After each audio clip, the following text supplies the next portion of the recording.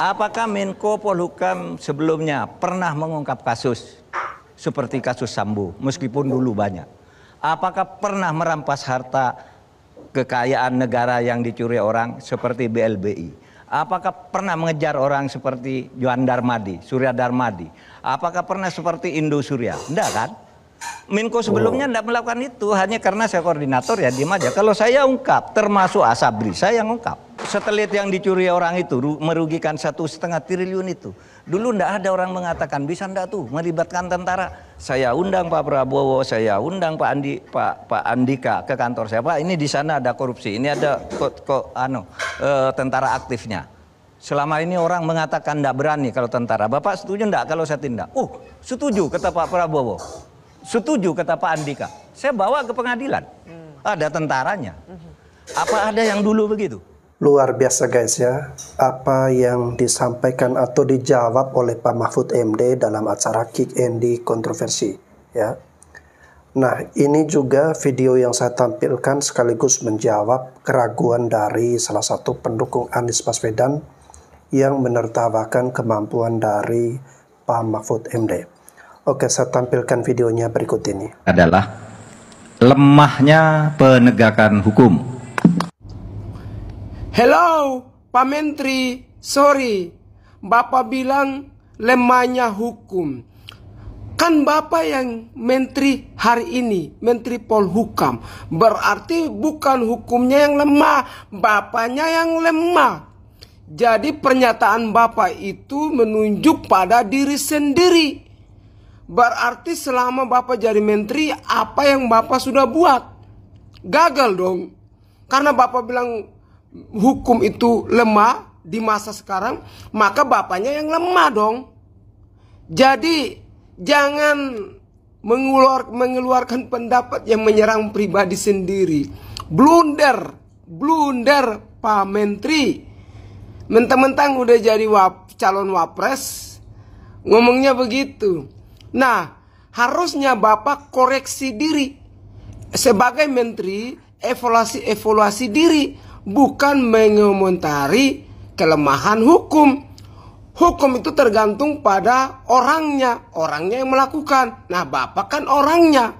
Kalau Bapak tidak mampu, mengapa Bapak mau jadi wapres? Loh, jadi menteri aja Bapak bilang sendiri hukum sedang lemah. Berarti Bapak yang lemah. Kalau begitu masa lemah mau jadi wapres? Sebaiknya jangan Pak. Karena Bapak jadi menteri saja hukumnya lemah. Apalagi Bapak jadi wapres, berarti hukumnya makin lemah. Hukumnya lemah di bawah tangannya Pak Menteri Mahfud MD. Pak Mahfud MD. Jadi Pak Menteri, sorry, Bapak lemah. Sekian dan terima kasih. Bersama dengan saya Fritz Alorboy. Oke, untuk saudara Fritz Alorboy di sini rupanya Anda menampakkan ketidakpahaman Anda ya terhadap tupoksi ataupun tugas daripada seorang Menko Polhukam guys ya. Yang pertama, Anda harus menyadari seperti yang dikatakan oleh Pak Mahfud MD dalam video yang saya reaksi di depan tadi guys ya. Ada kasus-kasus besar yang berhasil dibongkar oleh Pak Mahfud MD, di mana sebelum-sebelumnya jarang terjadi seorang Menko Polhukam membongkar kasus-kasus. Tapi di tangan Pak Mahfud MD ada warna baru ya, berani untuk membongkar kasus-kasus yang sebenarnya itu sulit untuk ditangani guys. Lalu yang berikutnya perlu Anda ketahui bahwa Menko Polhukam ini ada batasan-batasan kekuasaan ya. Tidak mungkin dia masuk ke dalam penegakan hukum di mana hukum tersebut menjadi urusan dari para hakim atau jaksa ya. Yang menegakkan hukum ini kan ada di hakim, bukan di Menko Polhukam. Yang menentukan orang bersalah atau tidak itu hakim, bukan Menko Polhukam. Menko Polhukam ini tugas saya membongkar tadi seperti yang dilakukan oleh Pak Mahfud MD. Nah, Pak Mahfud MD ketika nanti beliau menjabat sebagai wakil presiden, yang kita harapkan adalah beliau membongkar, membersihkan birokrasi yang ada di negeri kita yang masih kotor, masih terjadi praktek korupsi. Nah, itu yang kita harapkan ya. Kalau untuk penegakan hukum, jangan Anda tanyakan kepada Pak Mahfud MD, tetapi Anda tanyakan kepada para hakim. Sip dari orang yang melakukan atau oknum yang merupakan terdakwa itu ada di tangan hakim yang memutuskan apakah dia akan dihukum dengan hukuman yang setimpal, setengah, ataukah bebas sama sekali. Lalu yang berikutnya, Anda kan sebagai pendukung dari Pak Anies dan Caimin, ya. Nah, sudahkah Anda bertanya kepada Pak Anies dan Caimin ini apakah komitmen mereka ketika mereka menjadi presiden atau wakil presiden, mereka berani untuk membongkar kasus-kasus korupsi yang ada di Indonesia, ya. Jangan sampai nanti mereka malah menjadi pemain utamanya. Saya katakan, bagaimana dulu Nabi pernah mengeluarkan hadis yang sangat terkenal dan hampir semua kita hafal. Ketika suatu saat ada seorang bangsawan Madinah, namanya Bani Mahzum, itu aristokrat hebat di Madinah, kaya raya, berwibawa, berpengaruh. Bani Mahzum itu punya anak perempuan cantik, tapi terserang penyakit, mengidap penyakit kleptomania, suka mencuri. Meskipun punya apa, dia kalau ada misalnya handphone jatuh gitu jelek, dicuri. Ada apa di situ? Pulpennya orang dicuri, karena penyakit aja, bukan butuh. Ada orang punya penyakit gitu, sehingga suatu saat ketangkap mencuri. Lalu Bani Mahzum tuh datang kepada Nabi melalui putra angkat Nabi, namanya Yazid. Lalu tolong bilang ke Nabi, jangan dihukum nih anak saya, karena saya orang terkenal, malu. Apapun yang dia curi saya ganti, berapapun minta gantinya, asal jangan dihukum. Karena kalau anak saya yang kaya raya seperti ini, aristokrat pula, bangsawan terkenal secara umum, kalau anak saya dihukum, saya malu. Oleh sebab itu, tolong jangan dihukum, saya akan ganti berapapun dan bayar berapapun, asal mau. Kata Bani Mahzum. Tapi Nabi Muhammad mengatakan gini, bilang ya ke Bani Mahzum, hancurnya bangsa-bangsa besar di masa lalu itu karena ada orang kayak Bani Mahzum ini. Kalau ada orang besar punya uang bersalah, minta tidak dihukum. Kalau ada orang kecil bersalah, langsung dihukum. Itu yang menyebabkan negara seperti Mesir hancur, Persia hancur, Romawi hancur, Tiongkok ganti-ganti pemerintahan, Cina itu hancur karena ketidakadilan. Setiap ada dinasti, hancurnya setiap dinasti itu karena ketidakadilan, katanya. Sehingga Nabi lalu berkata, hadis yang kita hafal semua, fa ayyamallah lau anna Fatimah binti Muhammad saraqat faqatatu yadaha. Demi Allah, agar negara tidak hancur, seumpama anakku Fatimah saja mencuri, saya potong juga tangannya. Agar negara tidak hancur seperti diramalkan di tahun 2030. Itu hancur. Ini yang harus kita jaga, saudara. Ini yang harus kita jaga. Jadi secara moral, saudara, jaga negara Indonesia ini dengan cara itu. Boleh, saudara, ambil keahlian apapun, belajar. Tapi juga ada dasar moral. Kita akan berlaku adil. Karena begini, Nabi Muhammad itu benar. Di dalam fakta sejarah, suatu negara hancur kalau ketidakadilan muncul. Majapahit. Bahaya sekali, hancur. Karena apa? Ketidakadilan karena perebutan kekuasaan di antara para pangeran. Demak, hancur. Mataram, hancur. Sriwijaya, hancur.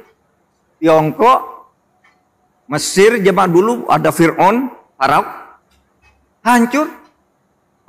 Karena ketidakadilan. Nah, kenapa ketidakadilan itu menyebabkan kehancuran? Ada 4 urutan. 4 urutan terjadinya kehancuran sebuah negara. Yang ini harus kita jaga. Satu, manakala di negara itu terjadi disorientasi.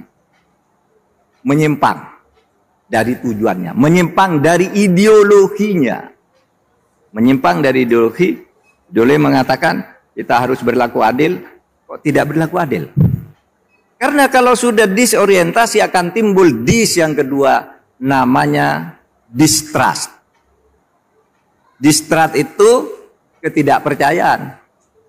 Wow, pemerintah apa tuh? Hakim apa tuh? Jaksa apa itu? Nggak percaya saya. Saudara, kalau sudah disorientasi lalu terjadi distrust akan muncul yang ketiga, namanya disobedience. Disobedience. Pembangkangan.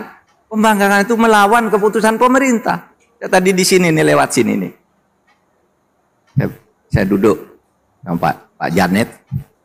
Duduk sama ajudan tuh ada demo di sini. Tolak eksekusi putusan pengadilan. Ada demo dekat sini nih. Itu contoh disobedience. Kalau orang diperlakukan tidak adil, ngelawan. Tidak jelas putusnya. Rempang. Kasus rempang. Itu disobedience. Karena proses-proses yang tidak adil. Nah saudara, kalau disobedience ini dibiarkan terus, tidak saudara perbaiki, akan terjadi disintegrasi sehingga bisa saja 2030 Indonesia itu sudah tidak ada.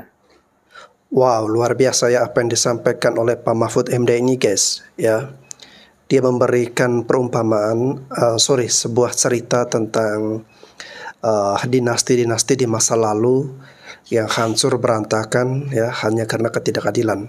Dan ketidakadilan juga membuat orang bisa melawan, membangkang ya. Nah, ini kita harus jeli guys ya menangkap maksud dari Pak Mahfud MD ya.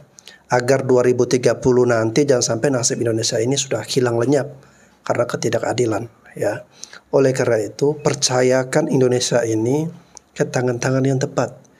Bukan ke orang yang belum berpengalaman.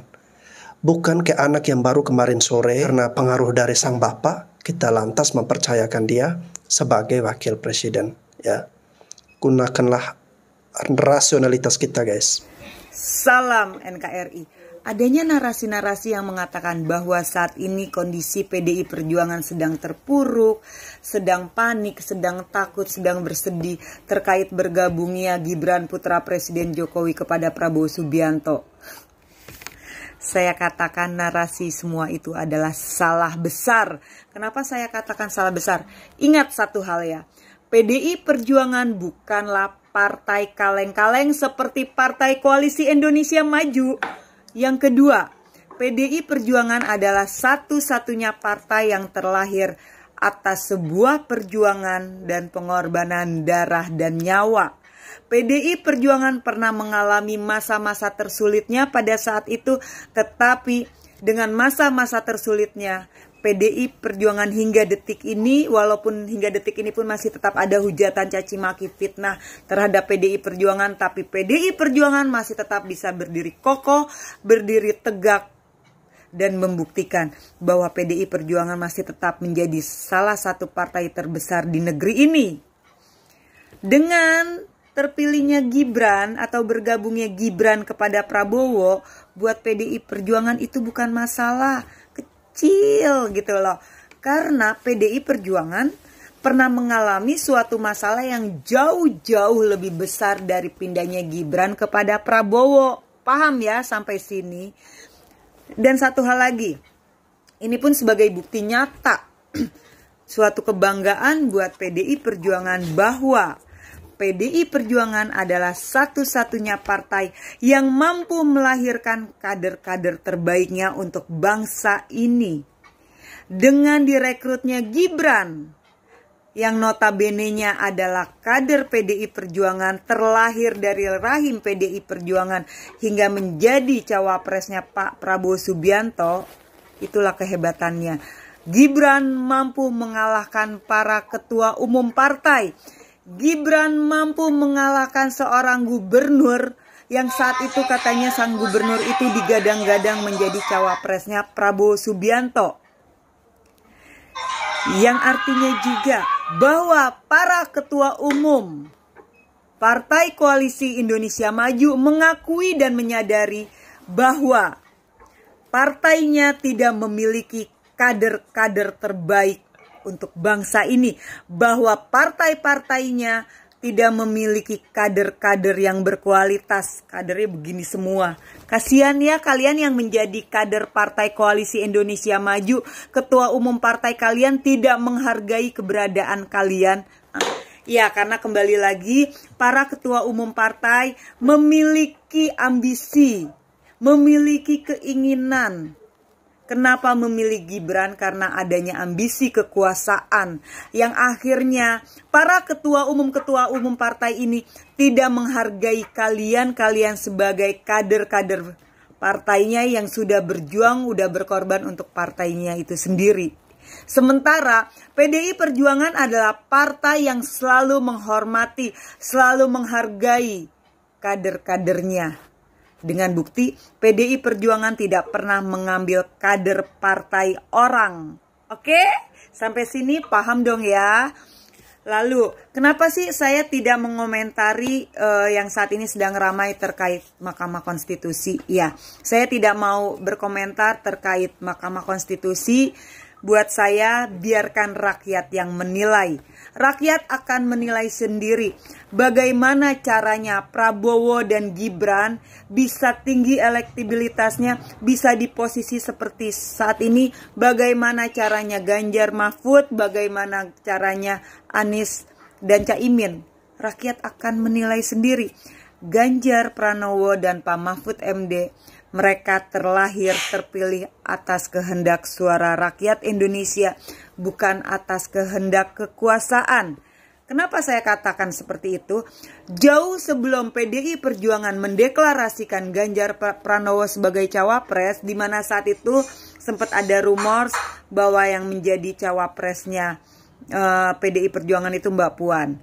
Tetapi ternyata karena banyaknya masyarakat rakyat Indonesia sampai membentuk organ-organ yang akhirnya mendeklarasikan dirinya untuk mendukung Ganjar Pranowo. Itulah kenapa akhirnya PDI Perjuangan memilih Ganjar Pranowo, karena PDI Perjuangan khususnya Ibu Megawati sebagai Ketua Umum PDI Perjuangan menyadari bahwa Ganjar Pranowo lah yang diinginkan oleh rakyat Indonesia. Sementara kalau yang lain capres-cawapres yang lain itu terpilih karena berdasarkan kekuasaan. Kekuasaan Mahkamah Konstitusi, kekuasaan keluarga besar cendana, kekuasaan Orde Baru, kekuasaan sang bapak yang notabene-nya presiden. Ingat seperti Pak Ganjar katakan bahwa Ganjar Mahfud di belakangnya itu tidak ada alat negara. Ganjar Mahfud hanya membutuhkan dukungan dari semua relawan dan pendukungnya Ganjar Mahfud untuk kemenangan di 2024 nanti. Ganjar Mahfud akan menang jika semua para relawan pendukungnya bersatu, solid bergerak sampai akar rumput. Kita harus memilih Pak Ganjar dan Mahfud MD sebagai penerus Jokowi. Kenapa? Karena pertama, Ganjar Mahfud terlahir atas kehendak suara rakyat Indonesia, bukan atas kehendak kekuasaan. Kedua, Ganjar Mahfud mencapai suaranya hingga saat ini atas perjuangannya bersosialisasi dan turun langsung ke masyarakat, bukan jualan nama besar Jokowi, bukan jualan ayat dan agama. Yang ketiga, bibit bobot bebet Ganjar Mahfud jelas, silsilah keluarga jelas, agamanya jelas, keturunannya jelas, pendidikannya jelas, pengalamannya jelas, umurnya cukup matang, apalagi yang diragukan.